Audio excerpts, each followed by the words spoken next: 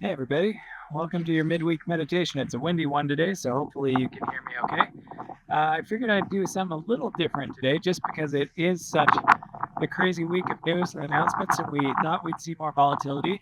But, the market responded relatively positively yesterday to trade talks starting with China.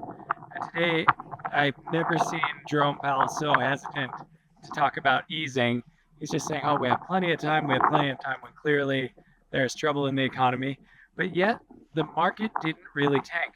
So, my thinking is that we have a pretty common pattern right now. We have 9 days up on the S&P and a 3-day correction. And if the low of today holds, I think that's an indication to watch out for that we might not see a bigger correction in the near term and that we may push through. So something to keep your eyes on. But for the midweek meditation, today I just wanted to focus on the sunk cost fallacy. If you have an asset that's lost, you have the tendency, or we as humans have the tendency, to hold on to it, hoping for it to go up, and then we're missing other opportunities. So James from Invest Answers, he always talks about trimming the fat at the end of the year. He goes through and cleans out his portfolio.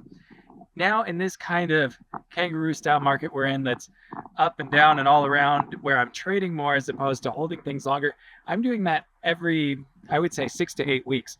And I just did that about 2 weeks ago with a few assets that were down that looked like good entries, but they just didn't perform. And with the rest of the market picking up, they've continued to lag or bleed slowly. And even if I'm taking a loss on them, I'm trimming the fat and I'm moving that into assets that have more upside potential and have great narrative and momentum behind them right now.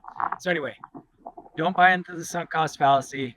Cut your losers and move it into a winning asset. I promise you'll be happy about it. There is so much to talk about on Friday in the weekly wrap up. I look forward to seeing you guys then. Bye for now.